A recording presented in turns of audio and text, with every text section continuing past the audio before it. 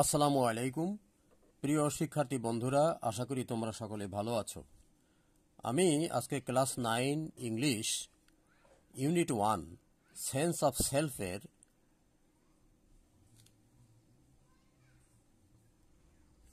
Lesson 2 girl by Jamaica Kincaid এর দ্বিতীয় পর্বের আলোচনা করব।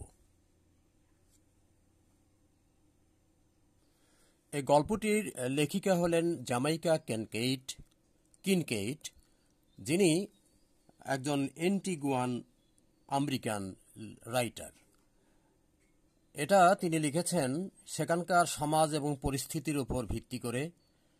সেখানকার মা মেয়ের সম্পর্কের একটা ডায়লগ 650 ওয়ার্ডের একটা বাক্য দিয়েই তিনি এই গল্পটি সম্পন্ন করেছেন, যেখানে মা এবং মেয়ের মধ্যে কিছু ডিসপিউট লক্ষ্য করা যায়।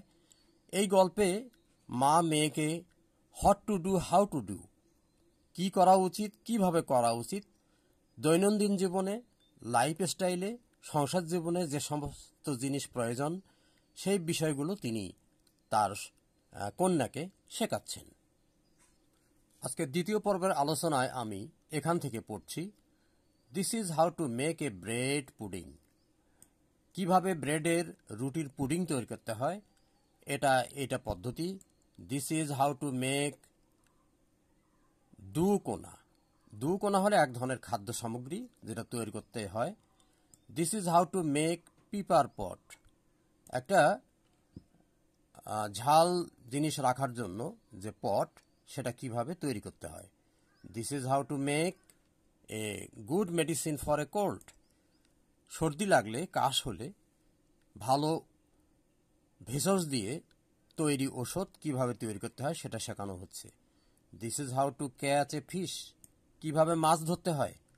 This is how to throw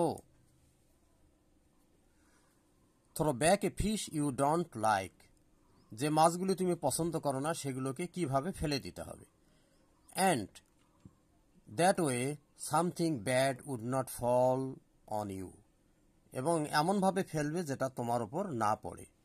this is how two বালি এ ম্যান, কিভাবে একজন মানুষকে অপমান করতে হয়, লাঞ্ছনা করতে হয়, গালি দিতে হয়, সে সম্পর্কে শেখানো হচ্ছে। This is how a man bullies you, একজন মানুষ তোমাকে এভাবে গালি দিতে পারে।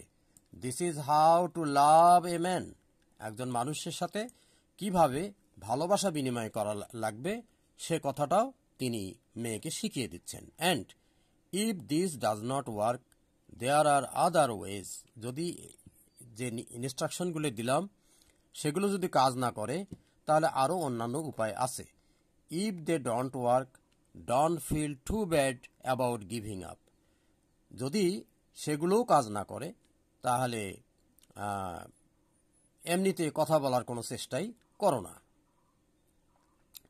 This is how to spit up in the air if you feel like it, উপরের দিকে থুতু ফেলার যে সিস্টেম সেটা তিনি শিখিয়ে দিচ্ছেন। And this is how to move quick so that it does not fall in you, অর্থাৎ উপরে থুতু দিলে যেটা তোমার শরীরে যাতে না পড়ে কিভাবে সরে যেতে হবে দ্রুত সে ব্যবস্থা। This is how to make ends meet, অর্থাৎ তোমার যে টাকা পয়সা আছে, সংসারে খরচ আছে সেটা সমতা করার জন্য এটা পদ্ধতি। Always squeeze bread to make sure it's fresh, সবসময় রুটি এমনভাবে বেলনা দিয়ে বেলবে অথবা ময়দাটা পিষবে যাতে করে এটাকে ফ্রেশ মনে হয়, তাজা মনে হয়।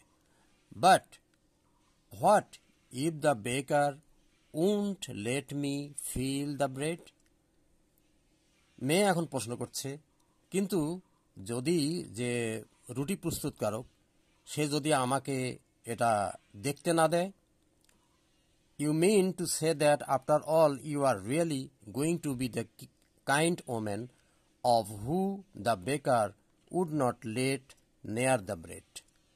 এখানে বলা হচ্ছে যে এখন বোঝা যাচ্ছে তোমার এই কথায় যে তুমি আসলে একজন প্রাপ্তবয়স্ক মহিলার মতে কথা বলছো। To be kind of man woman who be baker would not let near the bread, যাতে রুটি প্রস্তুতকারক তোমাকে কাছে যেতে না দেয়।